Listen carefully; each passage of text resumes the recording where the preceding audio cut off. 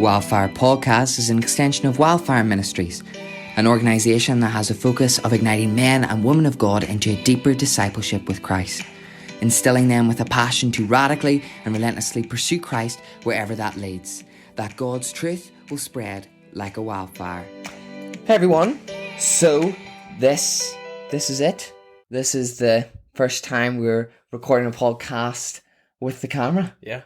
Big moment. So, there's a lot of technical issues. Oh my goodness. I wanted to kill Luke so many times. Yeah. So you're lucky to be alive right now, Luke. Honestly. Okay. I feel good. Is that because I'm a perfectionist or why is that? I'm a perfectionist too, in some regards, but you, oh my goodness. You have OCD or something. It's crazy. We're all about trying to get perfection, okay? So we're going to discuss Exodus. That's what we're doing in this podcast, okay? Yeah. And Prince of Egypt. Have you seen it? It's my favorite animated movie. Look. I knew that. I was just playing in the. You love it too much. I feel bad. I think. Yeah, I feel bad because we always talk about movies, but apart from that and the Bible, we don't have a lot in common. I don't like football. You don't like surfing. Yes. So it's that the Bible movies, but yeah, Prince of Egypt. You cried to it. I did cry to it. Yeah. So, but it's good. Gives you a little general overview of it's not in terms of accuracy, it's not the worst. The events. It's pretty good. Yeah. Okay, sweet. So, biblical and historical context. Mm-hmm. This is the second book of the Bible after Genesis, and is the beginning of the story of Israel as a nation. Yeah. They entered Egypt as a family of 70 and emerged as a nation of roughly 2 million. Yeah. Wow. Yeah, so I think it's 1.4 million men, and then we can roughly guess there was probably 2 million. Right. Okay. I think that's what the verse says. Amazing. Yeah. Any other context you want to have? So in terms of historical context, we get the dates from 1 Kings 6:1, which says, in the 480th year after the people of Israel came out of the land of Egypt, in the 4th year of Solomon's reign over Israel, in the month of Ziv, which is the second month, he began to build the house of the Lord. That's Solomon. So we know roughly when Solomon reigned, so we're able to backtrack this to kind of estimate the Exodus took place at 1447 to 1445 BC. So given those dates, we can kind of use what most Egyptologists accept as kind of the dynasties, and we would say it's somewhere in the 18th dynasty, and that most likely Hatshepsut would have been Moses' kind of Egyptian mother, and Amenhotep II would have been the pharaoh of the plagues in the Exodus. So that's not really important information, but it's just I just find it interesting. I did some research over lockdown. I just thought it was totally good to know. I think it's interesting. Yeah, and people even doubt the historical reliability or the veracity of the Exodus account. Yeah. But there's several Egyptologists, and we can trace it along with the Bible itself as an historical document recording this. And of course, there's other archaeological findings and stuff. And you wouldn't, and it's like ancient history is basically propaganda. So if you're a king, you wouldn't want all your greatest defeat recorded for all of history to know. So you kind of hush it down and suppress that. And exactly. Totally makes sense. Pretend it's fake news. Yeah.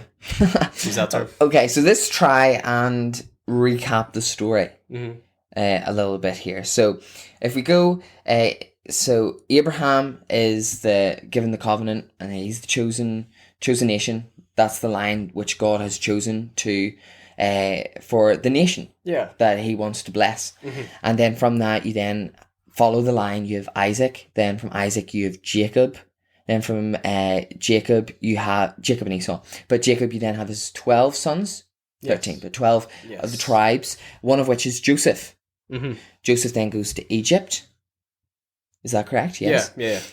And then he basically, there's a whole host of that. But then basically he resides there, gets in a high position, and then his family moves down there. Yeah. That's the family of 70. Yeah. So it's the Exodus is basically the family of 70 comes out as a nation. Exactly. That's where it happens. They just keep proliferating, they keep growing and expanding to the point where the Egyptians perceive them as a threat. Yes. A threat to their authority. And now we have Pharaoh decides to sees them as a threat and decides to execute what is it? Children. I think it's male children under 5. It's either under 2 or 5 years old. So he decides to execute the male children as a way to cut down the population, to stop them becoming a potential threat and overthrowing the Egyptians. Yeah. So that's then, here we are. That's the start of the Exodus count. There's the background context, and here we go. So then, what happens from then on? Yeah, so basically, it follows this character Moses, and he's put in an ark Mm-hmm. So he's saved through the waters by like an ark structure, similar to Genesis. Yeah. So it's just picking up that pattern again. And he's taken under the wing of the one of the princesses of Pharaoh in the palace, and he's raised in the palace while the rest of his family and nation are suffering as slaves. Uh-huh. So that happens for about a period of 40 years. Okay. Is estimated. And then after that, there's an instance where he kills a slave master to protect one of his brethren. Yeah. We don't really know if he knew at that point. Either way, he was filled with this type of empathy. Yeah. I think he probably did know at that stage. Mm-hmm. But we're just inferring. That's just us inferring. So, and then he flees. He flees the wilderness. Goes out to Midian, which is over in the... So I think it's modern day Saudi Arabia. Midianite wife, and with Jethro and his family, and then the burning bush. The burning bush happens. Where he's called by God. Yeah, which is my favourite scene in the movie. Okay. Because they don't change any of the dialogue. Yes. It's all taken directly from the passage, so it's very good. Okay. And then you then have a very interesting account about God approaching Moses, which we're going to leave out because we want to have a particular focus on what we're going to talk about later with the tabernacle, etc. But basically, whenever Moses arrives back, Aaron is the one who speaks for him, and then he is then going to Pharaoh and saying the famous line, "Let my people go." Yes. And then, of course, Pharaoh hardens his own heart, and then we then have the plagues. The plagues, which each play against one of Egypt's gods. Right. Which we don't have time to go into. But because the hatred of false gods. Yeah, you know what I mean? You read about that in like Ezekiel 6 or 7. Okay. So, from that, then we have the Passover story. The Passover story, that's the last plague. The killing of firstborn. Firstborn son. That didn't have the blood over the doorways. Mm-hmm. And then, of course, that's the thing that sets Pharaoh light, and he's just like, okay, leave, we don't want you here. Yeah. And then the Israelites leave, and then there's the voyage, then they come to the Red Sea, then they have to cross the Red Sea, then of course the Egyptian forces come and they try and get the Israelites, and then of course the waves come in on the Egyptians. Yeah. And then the rest of the account that's usually where most people think the book of Exodus ends. Yeah. But there's tons of boring stuff left. So I think that's chapter... Boring stuff. People's perception of boring stuff. Yes, it's actually rather exciting. We'll hopefully change your mind. So that's part 1 to 18. And then part 2 is 19 to 40. Yeah. And that takes place kind of in the wilderness, but most of the time it's there at Mount Sinai. Of course. If you Google that, that'll say it's in... That Google will say that takes place... Yeah. Or Mount Sinai is in Egypt. Okay. But that's most likely not correct. Okay. Because Mount Sinai is where Moses met God through the burning bush. Right. Which we know took place in Midian, which is nowhere near Egypt. It's on the far side of the Red Yes, Sea. of course. So we know that Mount Sinai is more than likely in Saudi Arabia. Right, okay. Okay, so then we go from Mount Sinai, and then we have the rebellion, sinful nature of the people. Yeah. Then we have the issue of the 10 Commandments that were given at Mount Sinai. So... this lists them, so we have them, okay, because they are the foundation of morality for centuries. Now, of course, there was morality written on the heart of people.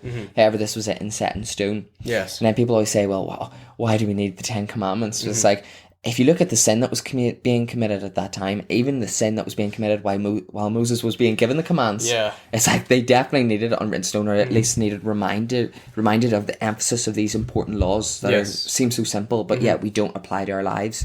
Okay, so thou shalt have no other gods before me. Thou shalt not worship any graven image. Thou shalt not take the name of the Lord in vain. Remember the Sabbath day and keep it holy. Honour thy father and mother. Thou shalt not murder. Thou shalt not commit adultery. Thou shalt not steal. Thou shalt not bear false witness. Thou shalt not covet. Yeah, so 10 Commandments. If you had to pick one and talk about it, look, which one would you pick off the top of your head? Oh, one that's applicable to, I think, society today is honour thy father and mother. Okay. Even just, you know what I mean, we have to show a little dignity and respect to our parents, that they're wiser than us, and about seeking their counsel and their advisement. It's like a foolish man's ways seem right to him, but the wise seek advice. And what better way than if God has blessed you with a parent who can do so. Yeah. So just about honouring, even if some don't have parents, it's about respecting those in authority or those above you. Or in and it seems like a commandment that comes with a promise as well. Okay. So it's a good thing to keep in mind if you want to. If there's one to obey, that's the one to go for. Yeah, totally. Do you have one or? I would say thou shalt not take the name of the Lord in vain. I've kind of been learning more about this recently. Okay. And it's basically the idea that taking the name of the Lord in vain isn't just saying "Oh my God" or "Jesus Christ" in a profane way. Yeah, those are in quotation marks. No, but it's not just saying those things in a profane way, but it's also on a much larger scale, like the idea of forcing people to do things under the name of God. So if I went out and killed someone because they weren't a Christian, that would be me taking God's name in vain, because I'm going out and doing something that God's commanded me not to do. Yeah, totally. So that's me taking his name in vain. Okay. So, and then you can apply that to broader context as well. Okay. And even going out for a beer with someone and having one too many, but you say you're going out to meet with a fellow Christian and have fellowship, that I'd say that would be an example of taking the name of the Lord in vain. All right. Okay. Totally understand that. Yeah, even it's like just there's too much toleration now for people just taking the Lord's name in vain. Even if you think of in the New Testament about the Pharisees, how they said that Jesus had like the spirit of Beelzebub, or like basically evil forces within him. Mm-hmm. It's like even that, you're just blaspheming the Holy Spirit. You're blaspheming Jesus, who is the Son of God. Yeah. And just showing no fear or reverence. That's the central importance. Okay, so from then Sinai with the commandments, and then Israel, they sort of get back into order following their sinful, their sinful nights of rebellion against God. Yeah. And the golden calf. Yeah, they're not in order for long though, as you find if you read through all the Torah. Yeah. Or the 5 books of the Pentateuch, they don't really. Just repetitive failure. Yeah. It's just humanity. Failure after failure. And just God's grace and mercy on display. Yeah. Okay, so then we have the tabernacle. I think before we do the tabernacle though, we need to go back and talk about the character of Moses, because he's a big player in the Bible. Yeah, totally. So Jesus is the most talked about character in the Bible, not unsurprisingly. And it's either Moses or David is the second most talked about character in the Bible. Yeah. So either way, he's a very important character. Yeah. And you can follow him, and there's plenty of books here there you can read just about Moses. So the Exodus kind of gives you his beginnings, and you can just follow him all through the Torah.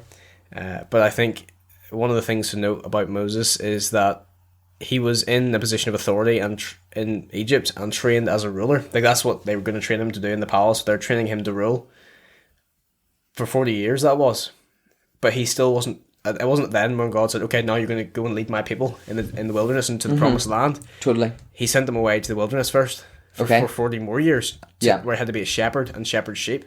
And it's that idea of.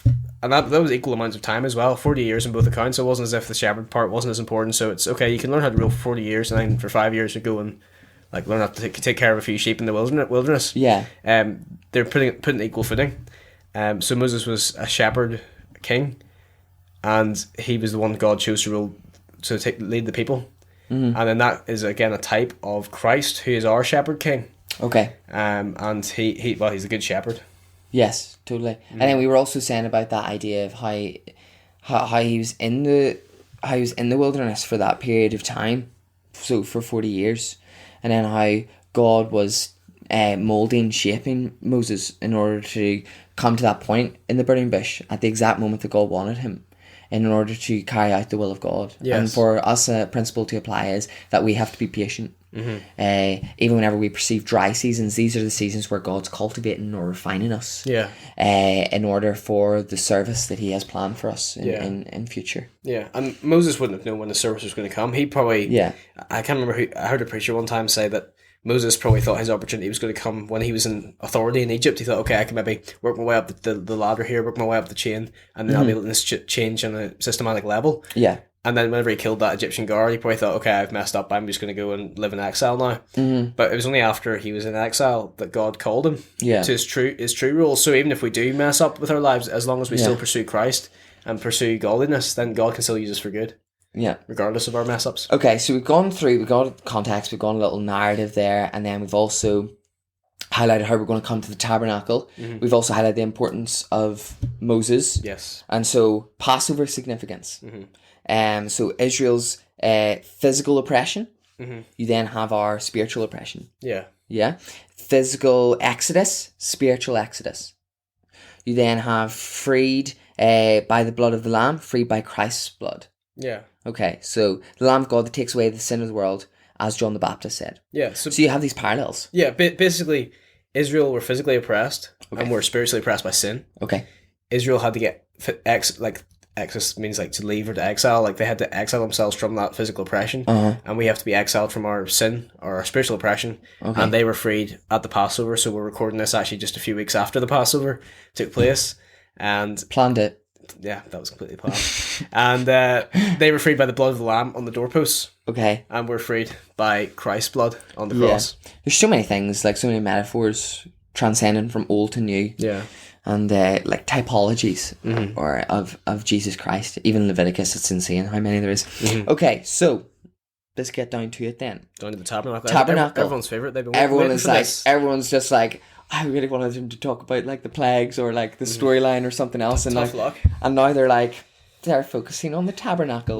Lucky for you, Luke and I are huge nerds about the Bible, so we picked this topic. Yes. Get into it. Okay. Tabernacle can be very boring. Yes. If taken at face value, though, and not looked at any more detail. Yeah. So we don't have time to talk about all the interesting features. Keyword, interesting features. So we will use an example from the structure of the tabernacle. Yeah. And this is just an example of like, whenever you're reading the text, it's like, what's this even saying? And it's the whole idea of like understanding the Bible as one holistic narrative, old and new, understanding that the New I always get that wrong. Like just my brain can't comprehend it. Is the New Testament, is the Old Testament revealed? Is that right? The New Testament is the Old Testament revealed. And the Old Testament is the New Testament hidden. Concealed. Because it rhymes. Exactly. I think. So whenever you read the New Testament, it's like you can actually, people think that there's now with the New Testament, there's a need to dismiss the Old Testament. No, like the New Testament heightens the Old Testament. It makes it flourish. It provides so much more. It provides the fulfillment of so much that was said. Yeah. So here we have an example of this type of fulfillment. Yeah. I think first of all we need to talk about what the tabernacle means and what it is. Okay. So there are some really good YouTube videos out there. Let me include some in the description. I think would be a good idea. They basically can take you on a tour of what the tabernacle is. There's actually a real life size one in, I think it's Timna Park in Israel. So they just rebuilt it and to scale. So I think it's about 150 feet long and 30 feet wide, but you can look up the videos and check. And it was... Tabernacle basically means dwelling place. So it was somewhere where God came to dwell with his people because he was too holy for him to just dwell in among them. Yes. Because we're impure people and so were the Israelites. So he had to create this special place that was holy. So how you had within it the Holy of Holies, then the holy place, and then the outside court scene. So that was kind of what it was. And we can then... There's tons, as I said, there's tons of little details and things like that you can take ages and study and pick up on, read books on. Yeah. But the example I picked when preparing this was in Exodus 40. Okay. It talks about how to set up the tabernacle. Right. So it's already given details of all the altar, the menorah, those kind of things. Yeah. So chapter 40 is just telling you how to set up and the order of setup and that kind of thing. So the way we'll break this down is basically we're going to talk about each item and the order it was to be set up in, and to show how Jesus saw himself as the fulfillment of those items and their purpose, which was overall to bring the people closer to God and in fellowship with God. Okay. Does that make sense? Totally. Okay. Yeah, so we're actually, our understanding of the New Testament is going to provide us even more clarity and understanding in this passage itself. Yeah. Okay, cool. Also, with regards to the tabernacle, because I feel like this is a question at least I would ask, is like, what? It's like, why the tabernacle? Why create this institution whenever the fact that the Holy Spirit resides in all of us? And the whole point is that we don't actually understand the severity of our sin. Like Isaiah 6 says, I'm a man of unclean lips. And then it talks about that call about being sanctified in the presence of God. And in the tabernacle, it's about God's holiness and where he can reside. And that was a physical manifestation or representation of how, you know what I mean, you have to be so careful when you approach me. And it's the same as us today. Even though we have the Spirit of God and the veil was torn in two, we still have to approach God with a fear and reverence. Yeah. That we can come before him. And that God resides within us. And that should give us more motivation to serve and live a holy God. A holy life. Serve a holy God. Okay, that makes sense. Yeah, sorry, I got confused there. That's right. Come on. First time record. I've had listened to you for 2 hours, like testing these mics, so you can forgive me for that one. That's on me. Yeah. Okay, so let's go into it. So the table of showbread, that's how would you say, item, object number 1 within the tabernacle. Yeah. And then we see the New Testament equivalent of that is, I am the bread of life. John 6:35. Yeah. So all throughout John, Jesus has these 7 I am statements, which will follow, and he presents them in an order that follows the order that the tabernacle is to be set up in. So hopefully does that make sense? Hopefully that's made more clear as we give examples. But yes, the first one is the table of showbread, and the first I am statement Jesus presents himself is, I am the bread of life, in John 6. Yeah, perfect. So the next one is the menorah, which was kind of like a candlestick with 7 different candles on top. Okay. So basically a light. Menorah. And Menorah. This is echoed with Jesus in John chapter 8, verse 12, when he says, I am the light of the world. Class. Yeah, pretty cool. Okay, so number 3 is the screen door. And then Jesus says, I am the door, John chapter 10, verse 7. Mm-hmm. Okay, so whenever we say these, though, is obviously because like there's a New Testament about what Jesus says, like, I am the door, I am the bread, he's the bread of life, he's our sustenance, he's everything that we need. And then I am the door, he's the way in, he's the entrance towards God. Mm-hmm. So here we have like the door was the entrance towards God, screen door. Mm-hmm. And then the bread, what is that? That was just for the priest state, basically. Yeah, okay. Yeah. And then so the door, screen door. Perfect. Okay, so there's just right. Sorry, that was just me speaking out loud. That's fine. Okay. Yeah, so number 4 is the altar, which is where they sacrifice the animals. Okay. And the animals that brought forth, many of which were sheep and cows, and what they're looked after, they're looked after by shepherds. So yes. Jesus says, I am the good shepherd, which is in John 10:11. John 10:11. Okay. And then we have the laver. But lever. There's no accent on that. Look, laver.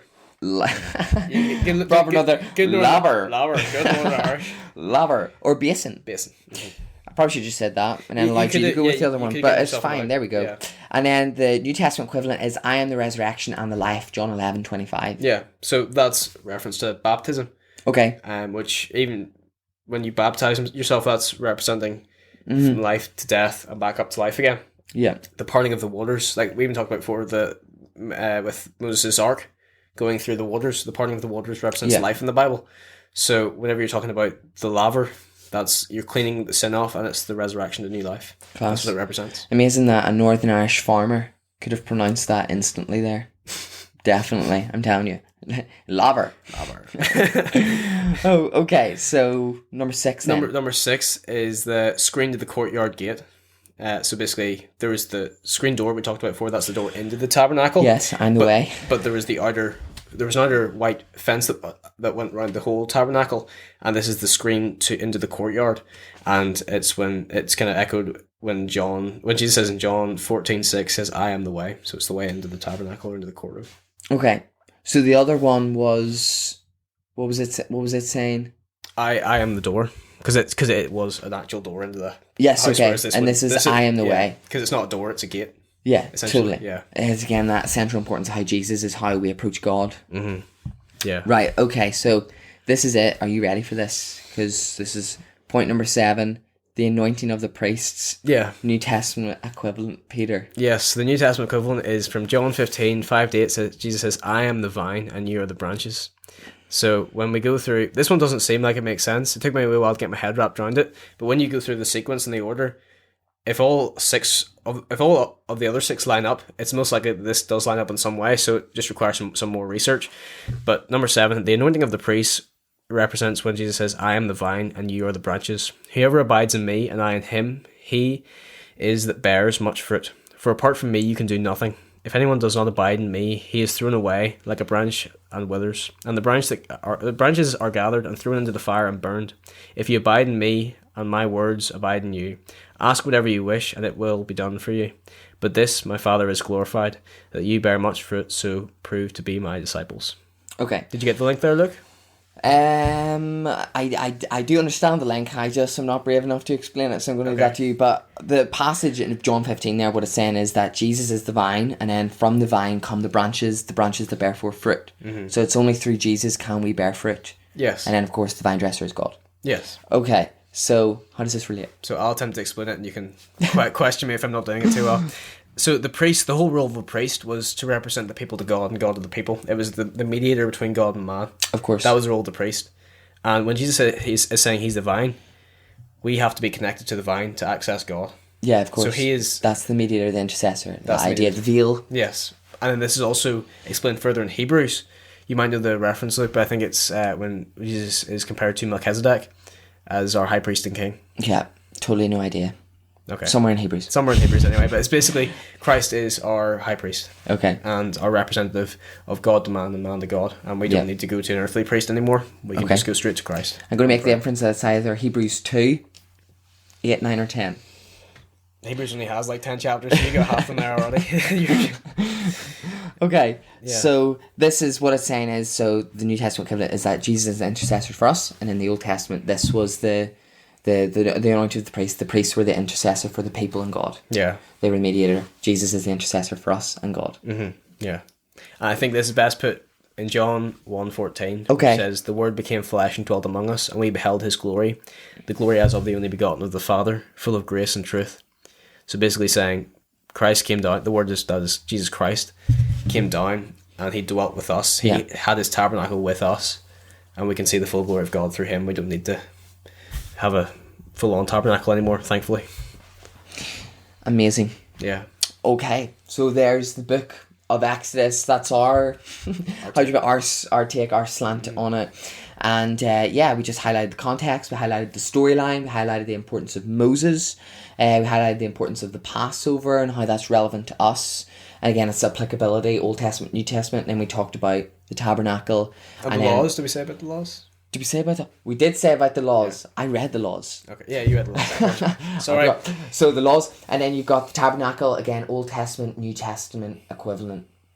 So again, that's everything. Hope you enjoyed it. Anything else to add? No, I think that's it. Hopefully you all enjoyed Exodus, and you can go watch The Prince of Egypt if you want to get a full recap. Okay, perfect. So we shall see you all in the next podcast. Bye.